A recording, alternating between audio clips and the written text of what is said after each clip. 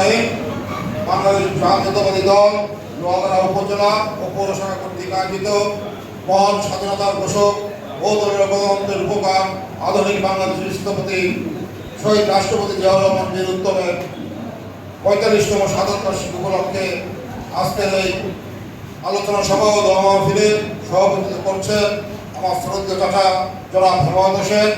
প্রধান অতিথি হিসেবে উপস্থিত আছে জনাব ২ আসনে বিএনপি যাকে মনোনয়ন দিয়েছিল, ধানের শীষ প্রতীক দিয়েছিল আমার আর এক শ্রদ্ধেয় চাচা জনাব অ্যাডভোকেট ডক্টর ফজলুজ্জামান ফরাদ সহ লোহাগাড়া উপজেলা বিএনপি বিভিন্ন পর্যায়ের নেতৃবৃন্দ, জেলা বিএনপির বর্তমান সাবেক নেতৃবৃন্দ, অঙ্গ সহযোগী সংগঠনের নেতৃবৃন্দ এবং উপস্থিত লোহাগাড়াবাসী, আসসালামু আলাইকুম ওয়া রাহমাতুল্লাহি ওয়া বারাকাতুহু।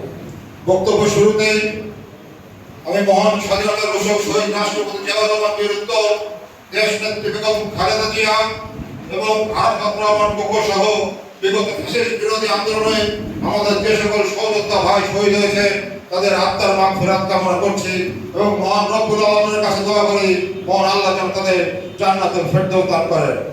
সংগ্রামী সাথী বন্ধুগণ আমার, আপনারা জানেন ১৯৮১ সালের ৩০ মে চট্টগ্রামের অভিশপ্ত সার্কিট হাউসে দেশি বিদেশি ষড়যন্ত্রকারীরা আমাদের প্রাণপ্রিয় নেতা শহীদ রাষ্ট্রপতি জিয়াউর রহমান বীর উত্তমকে নির্মমভাবে নিহত করেছিলেন।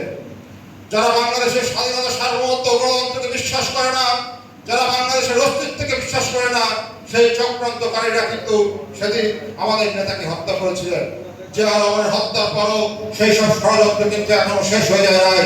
কারণ বাংলাদেশের স্বাধীনতা, সার্বভৌমত্ব, গণতন্ত্রের প্রতীক হচ্ছে জিয়া পরিবার। এই জিয়া পরিবারের উপর বারবার আমরা আক্রমণ দেখেছি। গত ৪৫ বছরে আমাদের দেশ নেত্রী বেগম খালেদার উপর বারবার আক্রমণ দেখেছি। শহীদ জিয়ার আদর্শের শহীদদের উপর বারবার আক্রমণ দেখেছি আমরা। আমাদের নেতা তারেক রহমানকে হত্যার উদ্দেশ্যে নির্মম নির্যাতন চালিয়েছিল সে কথা কিন্তু আমরা ভুলে যাই নাই।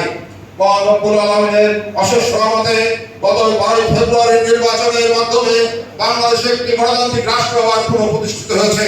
আমাদের নেতা জননেতা জনাব তারেক রহমানের উপর অর্পিত হয়েছে দেশের শাসনভার।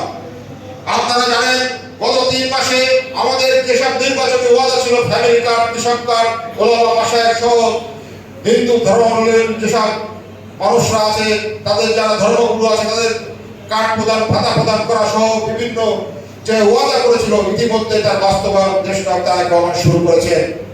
আগামী ৫ বছরে আমরা নির্বাচনের আগে যেসব ওয়াদা করেছি আমাদের নেতা তারেক রহমান, ইনশাআল্লাহ আপনাদের সহযোগিতা নিয়ে আমরা সেগুলো বাস্তবায়ন করতে চাই।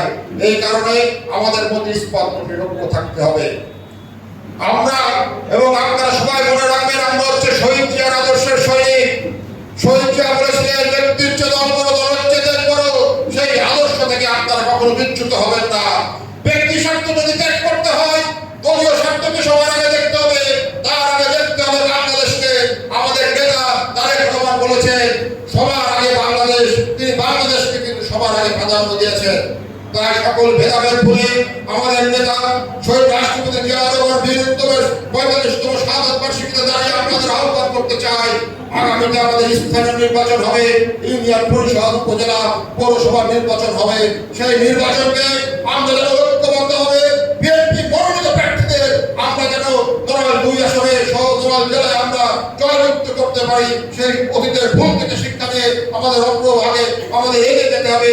আজকের দিনে আহ্বান দেখে আমি আমার সংক্ষিপ্ত বক্তব্য এখানে শেষ করছি। আল্লাহ হাফেজ। বাংলাদেশ জিন্দাবাদ, বাংলাদেশ জাতীয়তাবাদী দল জিন্দাবাদ। শহীদ রাষ্ট্রপতি জিয়াউর রহমান বীর উত্তম অমর, দেশ নেত্রী বেগম খালেদা জিয়া অমর, আমাদের প্রাক্তন নেতা বাংলাদেশের মাননীয় প্রধানমন্ত্রী জননেতা জনাব তারেক রহমান জিন্দাবাদ। সবাইকে ধন্যবাদ। ধন্যবাদ শাহনারী জজ ভাইকে। এ পর্যায়ে